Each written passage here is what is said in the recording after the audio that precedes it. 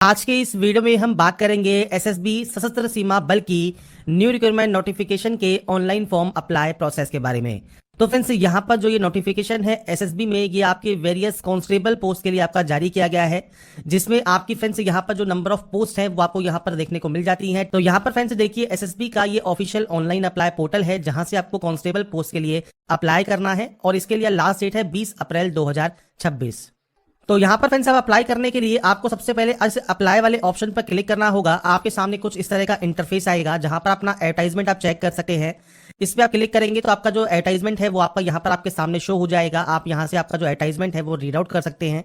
इसके बाद फ्रेंड्स यहाँ पर इंस्ट्रक्शंस दिए गए हैं, इंस्ट्रक्शंस को आप यहाँ पर रीड आउट कर सकते हैं। और इसके अलावा आप फोटोग्राफ एंड सिग्नेचर जो अपलोड करेंगे ये पहले ही आप अपने पास स्कैन करके इमेज रख ले। और इसमें फ्रेंड्स कैसे आपको यहाँ पर फोटोग्राफ सिग्नेचर आपके होने चाहिए वो जानकारी आपको दी गई है। साथ में कैसे अपने फोटोग्राफ एंड सिग्नेचर को आप रिसाइज कर सकते हैं वो जानकारी भी आपको यहाँ पर देखने को मिल जाती है।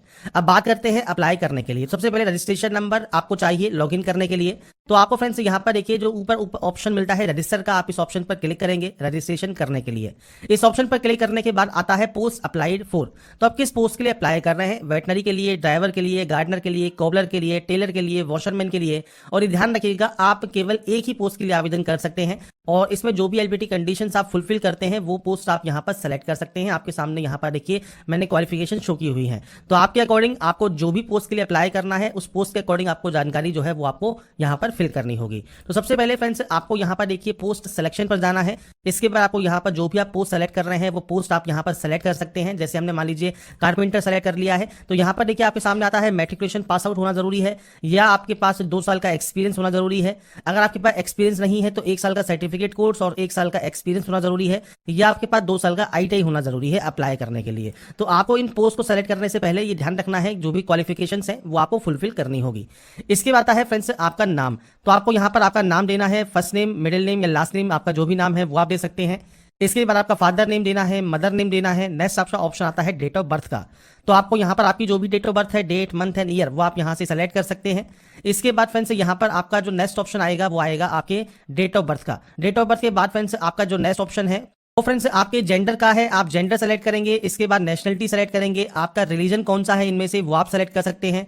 मैरिटल स्टेटस क्या है वो आपको यहाँ पर सेलेक्ट करना होगा। और उसके बाद है कैटेगरी, जनरल कैटेगरी है, ईडब्ल्यूएस कैटेगरी है, ओबीसी कैटेगरी है, एससी या एसटी कैटेगरी है। आप अपने अकॉर्डिंग जो भी आपकी कैटेगरी है वो आप यहाँ पर सेलेक्ट कर सकते हैं। अब हम बात करेंगे फ्रेंड्स यहाँ पर रिजर्व कैटेगरी की कि आप कैसे रिजर्व कैटेगरी से फॉर्म को अप्लाई कर सकते हैं। अब यहाँ पर कहता है कि आपने जो भी कैटेगरी सेलेक्ट की है उससे रिलेवेंट सर्टिफिकेट आपको डॉक्यूमेंट वेरिफिकेशन के समय शो करना होगा और इसका जो फॉर्मेट है वो आपको फ्रेंड्स नोटिफिकेशन में देखने को मिल जाता है।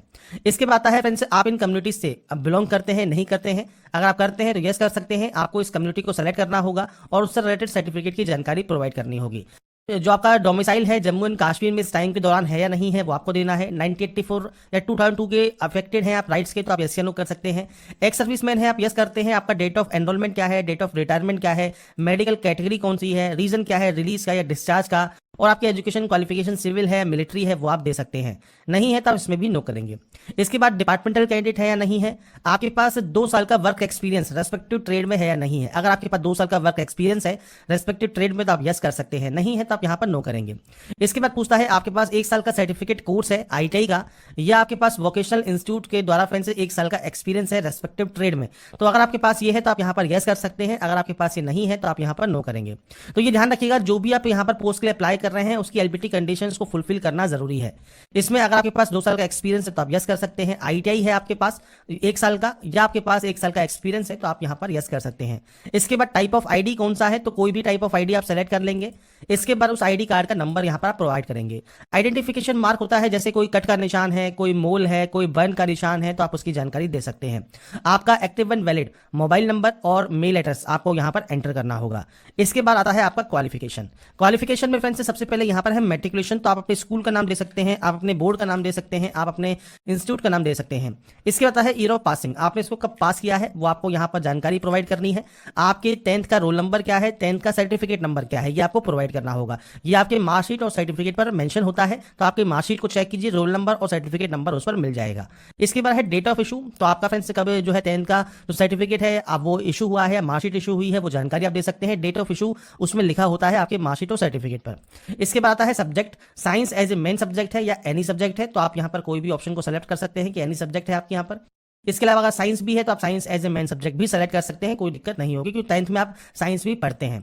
तो ये आपके ऊपर डिपेंड करता है। इसके बाद आता है परसेंटेज, आपकी परसेंटेज कितनी है वो आपको यहाँ पर एंटर करना है। और ये फ्रेंड्स यहाँ पर एंटर करने के बाद आता है 10+2। अगर आप 10+2 पास आउट है तो 10+2 की जानकारी प्रोवाइड कीजिए, डिप्लोमा है तो आप डिप्लोमा की जानकारी प्रोवाइड कीजिए, डिग्री है तो डिग्री की जानकारी प्रोवाइड कीजिए, पोस्ट ग्रेजुएशन है तो पोस्ट ग्रेजुएशन की जानकारी आप प्रोवाइड कर सकते हैं। अब जैसे मान लीजिए डिप्लोमा की आप एंट्री करते हैं तो आपका जो है इंस्टीट्यूट का नाम आप यहाँ पर दे सकते हैं, बोर्ड का नाम दे सकते हैं, आपका ईयर ऑफ पासिंग क्या है, रोल नंबर क्या है, सर्टिफिकेट नंबर क्या है, डेट ऑफ इशू क्या है, सब्जेक्ट कौन सी है और परसेंटेज आपकी कितनी है वो आपको जानकारी प्रोवाइड करनी है। तो आपके पास जो जो क्वालिफिकेशंस हैं उन सबकी आप यहाँ पर एंट्री करेंगे और उसके बाद नेक्स्ट स्टेप पर क्लिक आप कर सकते हैं।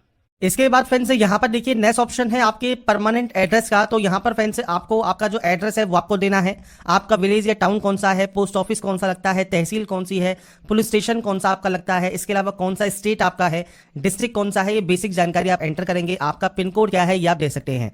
परमानेंट और कॉरेस्पॉन्डेंस एड्रेस अलग अलग है तो आप अलग अलग एंट्री कीजिएगा। अगर ये सेम है तो आप यस पर क्लिक करेंगे, कॉपी हो जाएगा। इसके अलावा आपके पास है डिक्लेरेशन ऑफ क्रिमिनल केस, तो आपके खिलाफ कोई भी केस वगैरह है या नहीं है वो जानकारी आप यहाँ पर प्रोवाइड करेंगे। इसके बाद फ्रेंड्स यहाँ पर देखिए जो नेक्स्ट ऑप्शन आता है वो आता है क्रिएट पासवर्ड का। तो आपको यहाँ पर देखिए पासवर्ड क्रिएट करना है 6 कैरेक्टर का। तो अब कैसा भी पासवर्ड यहाँ पर क्रिएट कर सकते हैं, बस ध्यान रखिएगा वो 6 कैरेक्टर का जो पासवर्ड है वो आप यहाँ पर जनरेट करेंगे। तो आप चाहे तो न्यूमेरिकल वैल्यू में से क्रिएट कर सकते हैं या अल्फाबेट्स में क्रिएट कर सकते हैं। 6 डिजिट का ही आपका यहाँ पर जो है पासवर्ड क्रिएट होगा। इसके बाद आपसे कहता है आप डिक्लेयर करेंगे कि आपने केवल इसी पोस्ट के लिए अप्लाई किया है और उसके बाद यहाँ पर भी डिक्लेयर करेंगे। और ये करने के बाद आपको सिंपली प्रोसीड वाले ऑप्शन पर क्लिक करना है। इसके बाद फ्रेंड्स यहाँ पर नेक्स्ट ऑप्शन आता है आपके प्रीव्यू का। तो अगर आपको यहाँ पर लगता है कोई भी गलती आपसे हो गई है तो आप एडिट डिटेल्स कर सकते हैं।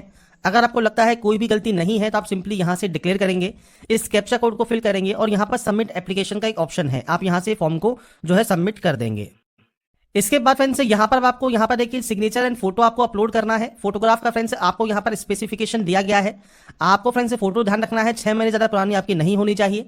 ऐसे ही आपको सिग्नेचर अपलोड करना है व्हाइट पेपर पर ब्लैक या ब्लू पेन से। आपको ब्राउज पर क्लिक करना है, फाइल को सेलेक्ट करना है और यहाँ पर अपलोड कर देना है। इसके बाद फ्रेंड्स यहाँ पर देखिए अब आपका जो फॉर्म है वो यहाँ पर सबमिट हो गया है। फॉर्म सबमिट होने के बाद अगर आपकी एप्लीकेशन फीस यहाँ पर नहीं लगती है तो डायरेक्टली आपका फॉर्म सबमिट हो जाएगा। आप यहाँ पर प्रिंट एप्लीकेशन के ऑप्शन से प्रिंट आउट ले पाएंगे। अगर आपका यहाँ पर एप्लीकेशन फीस लगता है तो आपको पे ऑनलाइन का ऑप्शन मिलेगा, आप इस ऑप्शन पर क्लिक करेंगे। इसके बाद फ्रेंड्स आप आ जाएंगे SBI के ऑफिशियल पोर्टल पर जहां से आपको अपना पेमेंट कंप्लीट करना है। आप चाहे तो कार्ड यूज कर सकते हैं, आप चाहे तो नेट बैंकिंग यूज कर सकते हैं, आप चाहे तो UPI यूज कर सकते हैं। UPI QR को सेलेक्ट कीजिए, पे नाउ पर क्लिक कीजिए और उसके बाद फ्रेंड्स जो ये QR कोड है आप इसे स्कैन करके आपका जो पेमेंट है वो आप कंप्लीट कर लेंगे। और पेमेंट कंप्लीट होने के बाद आपका जो फॉर्म है वो फाइनल सबमिट हो जाएगा और अपना एप्लीकेशन फॉर्म का जो फ्रेंड्स प्रिंट आउट है वो आप सेव या डाउनलोड करके अपने पास रख पाएंगे। तो यहाँ पर फ्रेंड्स देखिए जो प्रोसेस है आपके SSB कांस्टेबल ऑनलाइन फॉर्म 2026 को आप कैसे अप्लाई कर सकते हैं इसकी जानकारी मैंने आपको प्रोवाइड कर दी है। बाकी की जानकारी आप इसकी ऑफिशियल वेबसाइट पर जाकर चेकआउट कर सकते हैं। और ध्यान रखिएगा फॉर्म को अप्लाई करने से पहले नोटिफिकेशन को ध्यान से चेक जरूर कर लें, इसके फॉर्म अप्लाई की गाइडलाइंस को चेक कर लें, उसके बाद ही आप इसमें फॉर्म में अप्लाई करेंगे। बाद में अगर आप फॉर्म को कंप्लीट करना चाहें तो रजिस्ट्रेशन ID और पासवर्ड के साथ आप यहाँ पर सिंपली लॉगिन कर सकते हैं। पासवर्ड भूल गए हैं तो फॉरगेट पासवर्ड कर सकते हैं, रजिस्ट्रेशन नंबर भूल गए हैं तो रजिस्ट्रेशन नंबर भी फॉरगेट आप कर सकते हैं। तो यहाँ पर देखिए मैंने कोशिश की है आपको जानकारी प्रोवाइड करने की। बाकी फ्रेंड्स डिटेल्स को एक बार चेक जरूर कर लें नोटिफिकेशन पर जाकर और उसके बाद जो भी पोस्ट के लिए अप्लाई करना चाहते हैं आप उस पोस्ट के लिए अप्लाई ऑनलाइन कर सकते हैं। तो अगर आपको हमारा ये वीडियो अपडेट पसंद आया है और आप चाहते हैं ऐसे ही रेगुलर अपडेट्स आपको लगातार मिल सके तो इसके लिए लाइक सब्सक्राइब से जरूर कीजिए।